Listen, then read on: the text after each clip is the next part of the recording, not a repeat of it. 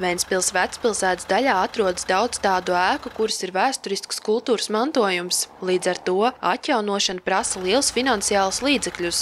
Daudz no šīm ēkām ir ļoti sliktā stāvoklī un vairums pieder privātpersonām. Pils iela 4547 ir pašvaldības īpašumā un piesaistot līdzfinansējumu, tajā šogad tiks uzsākti vērienīgi būvdarbi. Mums ir beidzies veiksmīgs iepirkums gan par būvniecību, gan par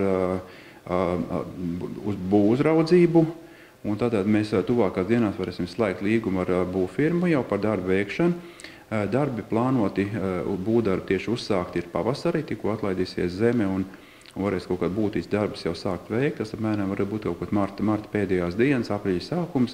Ēkas komplekss veidos ielas vēsturisko mugurkaulu. Ar projektu palīdzību plānots, ka turpmāk Vecpilsētā tiks ieviesta lielāka dzīvība. Konkursā par būvdarbiem uzvarēja uzņēmums Pilsbūve, kuru sev pierādījuši jau vairākos projektos. Viens no tiem – Livonijas ordeņa pils atjaunošana. Tāds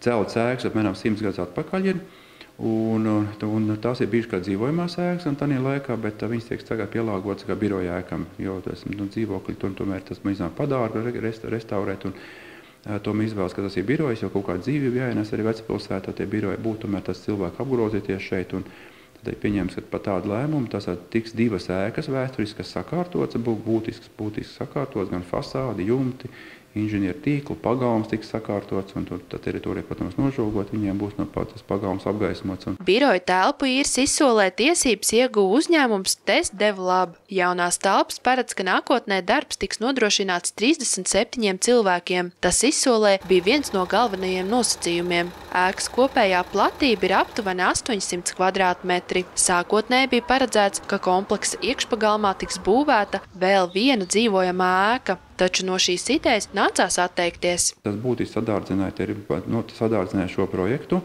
bet šis projekts neizslēdz iespēju, ka mēs perspektīvu varētu to ēku arī pagalmā būvēt.